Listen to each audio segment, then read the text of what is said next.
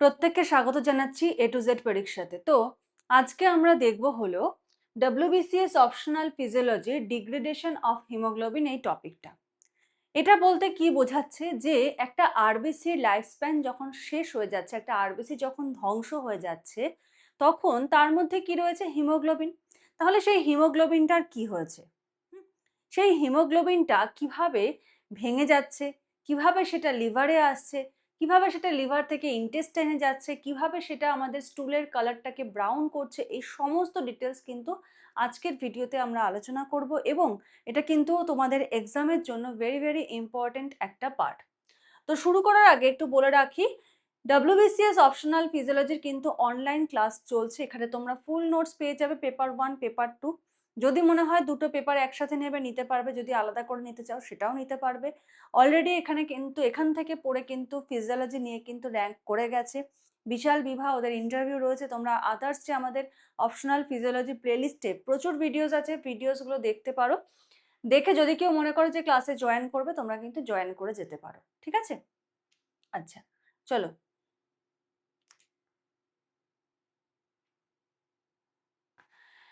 এবারে আমরা দেখব হলো ডিগ্রেডেশন অফ হিমোগ্লোবিন। হিমোগ্লোবিনের ডিগ্রেডেশন কিভাবে হচ্ছে, একদম স্টেপ বাই স্টেপ।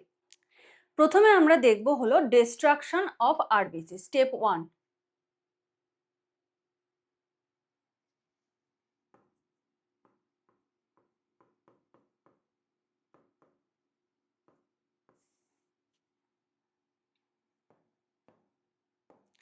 স্টেপ 1 কি হচ্ছে?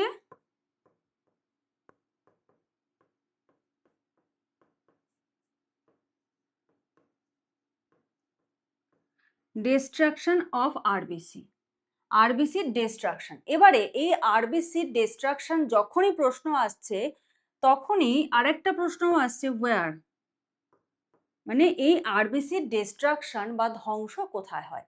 দেখো, একটা আরবিসি নর্মাল লাইফ স্প্যান কত?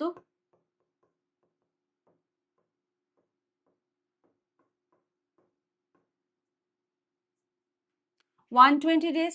এবার যখনই এই লাইফ স্প্যানটা মানে পূরণ হয়ে যাচ্ছে, তখন সেটা কি হয়ে যাচ্ছে?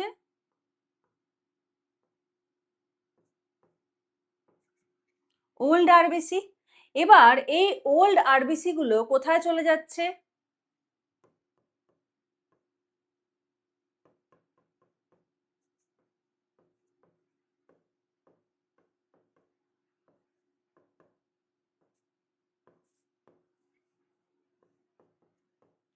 রেটিকুলো এন্ডোথেলিয়াল সিস্টেম। এই রেটিকুলো এন্ডোথেলিয়াল সিস্টেমের মধ্যে কি রয়েছে? ম্যাক্রোফাজেস রয়েছে।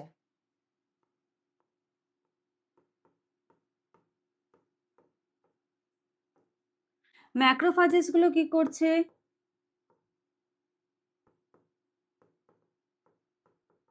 ফ্যাগোসাইটোসিস পদ্ধতিতে এই ওল্ড আরবিসি গুলোকে ব্রেকডাউন করে দিচ্ছে, ভেঙে দিচ্ছে। ঠিক আছে? এবার এখানে কোন কোন অর্গান গুরুত্বপূর্ণ রোল প্লে করছে?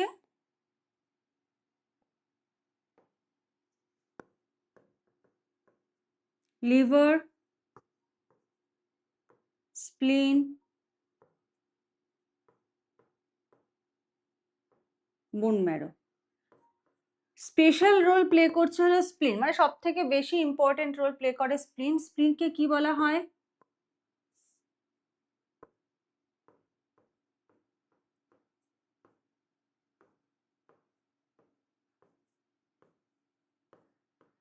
স্প্লিনকে বলা হয় গ্রেভিয়ার্ড অফ আরবিসি। ঠিক আছে? বেশিরভাগ আরবিসির ব্রেকডাউন কিন্তু স্প্লিনে এসে হচ্ছে। এবারে এই আরবিসির যখন ব্রেকডাউন হয়ে যাচ্ছে, তখন হিমোগ্লোবিন গুলো কি হয়ে যাচ্ছে? এটা ধরো আরবিসি, আরবিসির মধ্যে তো হিমোগ্লোবিন থাকে। এই হিমোগ্লোবিন গুলো এবার কি হয়ে যাচ্ছে? আরবিসিটা যখন ধ্বংস হয়ে যাচ্ছে, হিমোগ্লোবিনটা এরকম ওপেন হয়ে যাচ্ছে। বোঝা গেল? তাহলে এটা গেল স্টেপ 1। আমরা দেখলাম স্টেপ 1-এ কি ঘটছে। স্টেপ 1-এ ঘটছে হলো ডিস্ট্রাকশন অফ আরবিসি। এটা পয়েন্ট করতে হবে। এই ফ্লোচার্ট যদি তুমি করতে চাও, একবারে ফ্লোচার্ট করে দিতে পারো, বা যদি মনে হয় যে না আমি ডেসক্রাইব করব, ফ্লোচার্টটা প্র্যাকটিস করবে এবং ফ্লোচার্ট স্টেপ বাই স্টেপ কিন্তু তুমি ডেসক্রাইব করতে পারো। কিন্তু মেইন হেডিং কিন্তু তোমাকে এটা রাখতে হবে, ডিস্ট্রাকশন অফ আরবিসি। এবারে দেখো স্টেপ 2 তে কি হচ্ছে।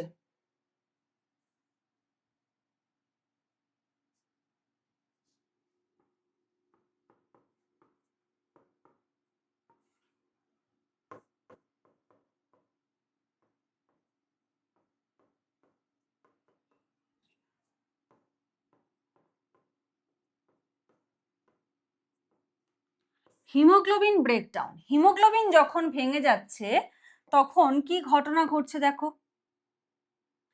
একটা হিমোগ্লোবিন যখন ভেঙে যায়, ভেঙে গেলে আমরা দুটো পার্ট পাচ্ছি, একটা হলো হিম আর একটা হলো গ্লোবিন।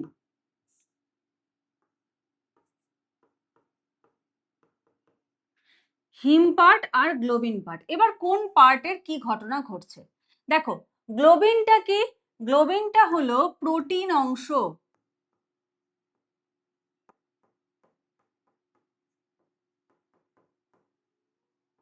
ঠিক আছে, তাহলে গ্লোবিনের কি হবে? প্রোটিওলাইসিস।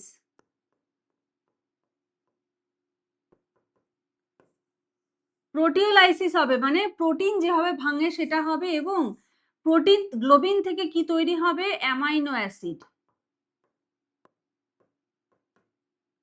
এবং এই অ্যামাইনো অ্যাসিড কি হবে?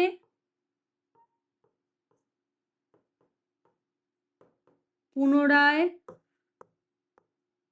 ইউজ হবে, কারণ অ্যামাইনো অ্যাসিড তো শরীরের জন্য প্রয়োজন।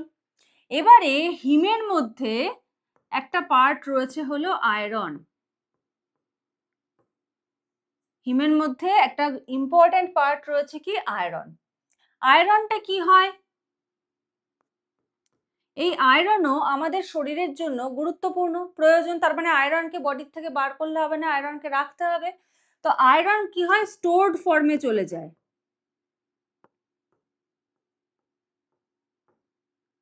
স্টোরড ফর্মে যায় কি কি? ফেরিটিন,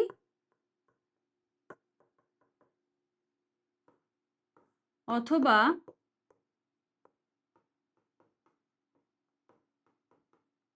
হিমোসিডেরিন। এই দুটো স্টোরড ফর্মে আয়রন থাকে ভবিষ্যৎ ইউজের জন্য।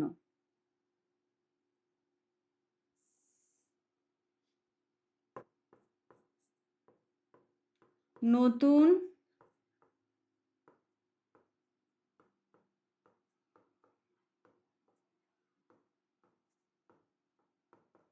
হিমোগ্লোবিন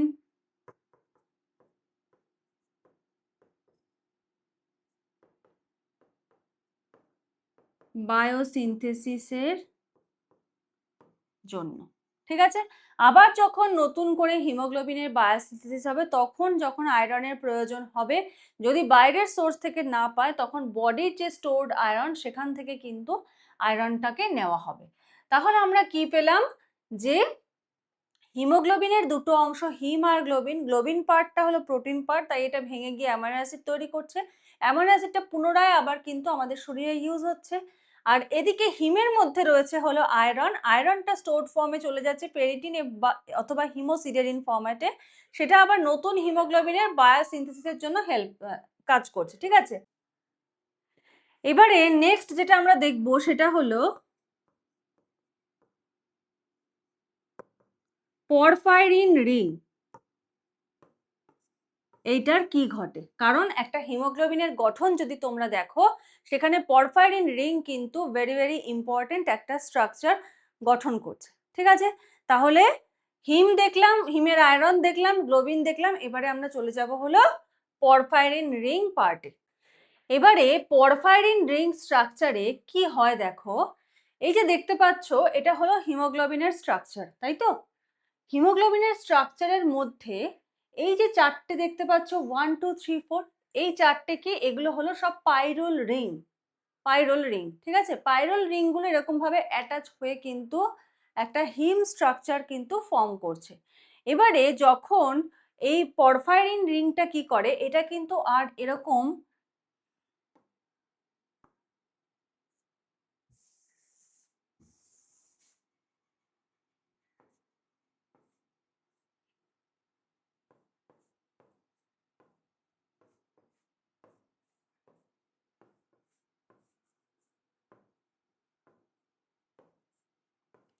এই যে একটা রিং ফরম্যাট, এই রিং ফরম্যাটে কিন্তু আর থাকে না, এটা তখন একটা চেইন ফরম্যাট কিন্তু গঠন করে।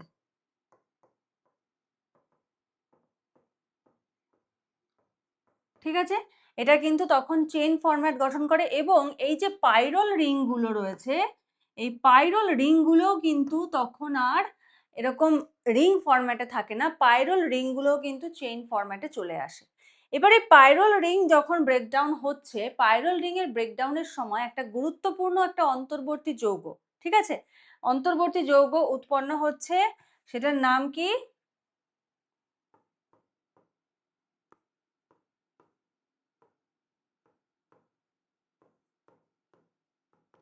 বার্ডো হিমোগ্লোবিন বা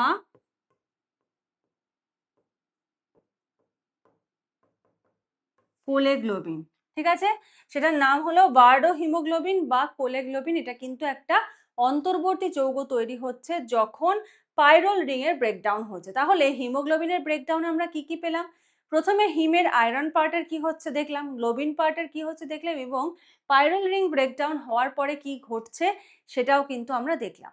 এবারে নেক্সট স্টেপে আমরা দেখব হলো বিলিভার্ডিনটা কিভাবে ফর্ম করছে। এবারে এই যে ওপেন চেইন তৈরি হলো, ওপেন চেইনের কি হবে? ফার্দার ডিগ্রেড হবে, তাই তো?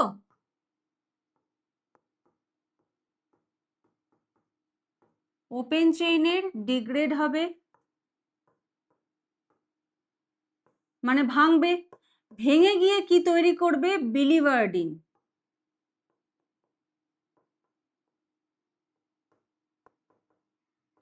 এটা কিন্তু গ্রিন পিগমেন্ট।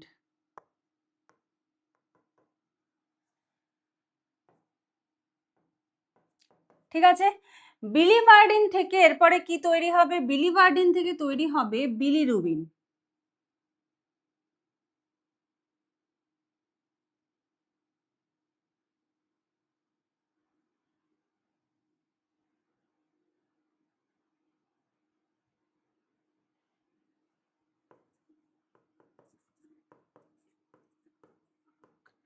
বিলিরুবিন, বিলিরুবিনটা হলো ইয়েলো পিগমেন্ট।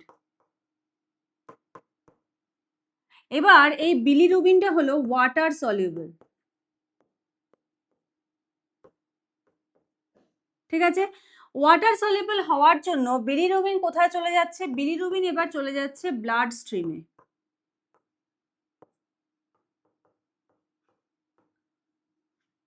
সেখানে প্লাজমা প্রোটিন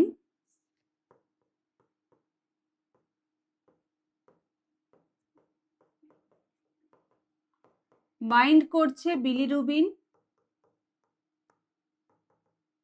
বিলিরুবিনের সঙ্গে বাইন্ড করে এটাকে কোথায় নিয়ে চলে যাচ্ছে? লিভারে নিয়ে যাচ্ছে। ঠিক আছে, বিলিরুবিনকে কোথায় নিয়ে চলে যাচ্ছে? লিভারে নিয়ে চলে যাচ্ছে। এবারে ভেরি ভেরি ইম্পর্টেন্ট পার্ট, লিভারে যাওয়ার পরে বিলিরুবিনের কি ঘটে? লিভারের মধ্যে হয় conjugation.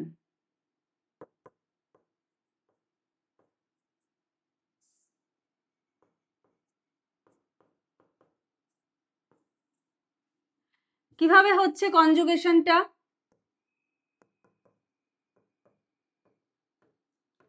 Bilirubin plus UDP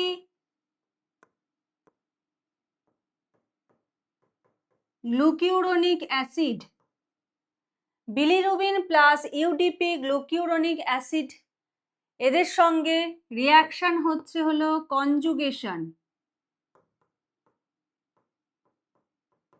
conjugation রিয়াকশনের ফলে দুটো জিনিস তৈরি হচ্ছে, কি কি?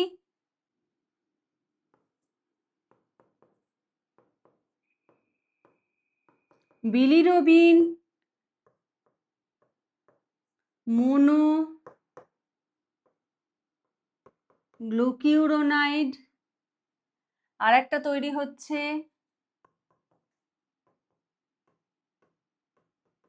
বিলিরুবিন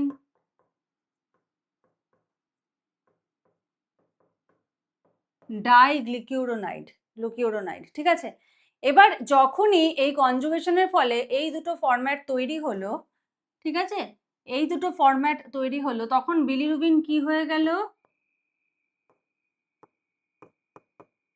মোর ওয়াটার সলিউবল। ঠিক আছে, আরো বেশি ওয়াটার সলিউবল তৈরি হয়ে গেল এবং বাইল হওয়ার জন্য, বাইল হিসেবে সিক্রেশনের জন্য প্রস্তুত হয়।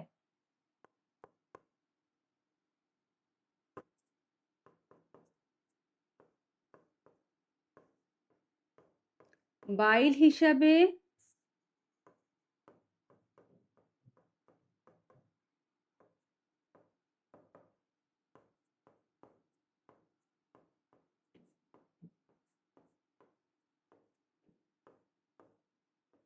প্রস্তুত হয়।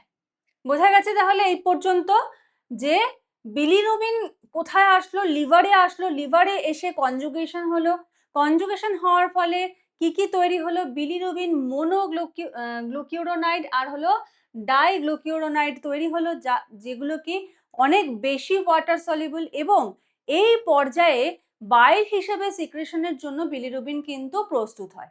বোঝা গেল? এবারে আমরা এই বাইলের জায়গাটা কিন্তু ডিটেলসে দেখব। বাইলের এবার কি হয় দেখো, তাহলে লিভার থেকে এখানে বাইল হিসেবে বাইল ডাক্ট দিয়ে এটা কোথায় চলে আসে? ইন্টেস্টাইনে চলে আসে। ইন্টেস্টাইনে থাকা ব্যাকটেরিয়া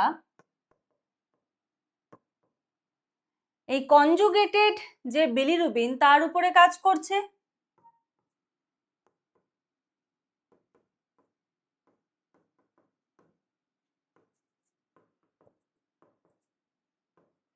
কনজুগেটেড বিলিরুবিনের উপর কাজ করে কি ফর্ম করে? ফর্ম করে ইউরোবিলিনোজেন।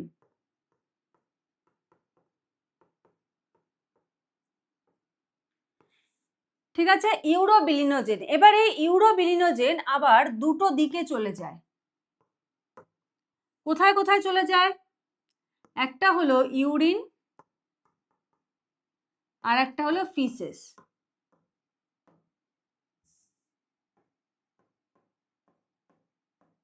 ঠিক আছে, একটা হলো ইউরিন, একটা হলো ফিসেস। এবার ইউরিনে যখন ইউরোবিলিনোজেন যাচ্ছে তখন হয় অক্সিডেশন।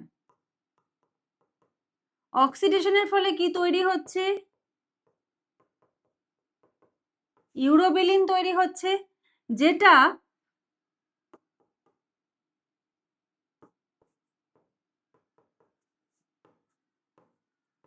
ইউরিনের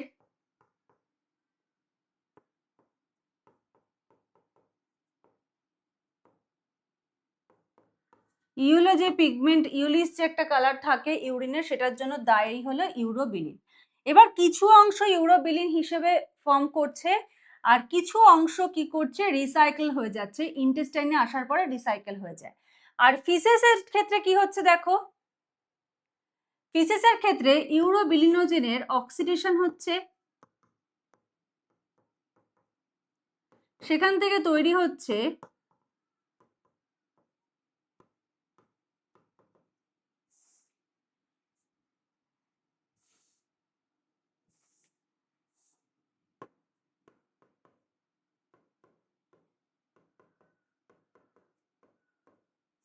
স্টার্কোবিলিনোজেন,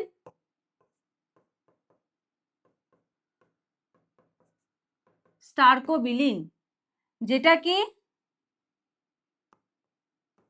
ফিসেসের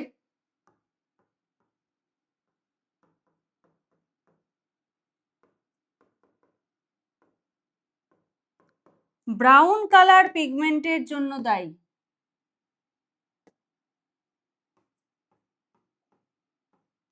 ফিসেসের যে ব্রাউন কালার পিগমেন্ট সেটার জন্য দায়ী। ঠিক আছে, স্টার্কোবিলিন।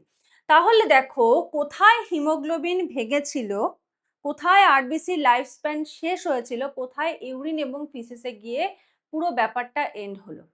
এবার কি হচ্ছে, ইন্টেস্টাইনে আসার পরে কিছুটা যে মানে বিলিরুবিন, এটা যেটা যতটা প্রয়োজন রিসাইকেল করা যায় সেটা রিসাইকেল হয়ে যাচ্ছে, বাকিটা কিন্তু এই কাজ করছে।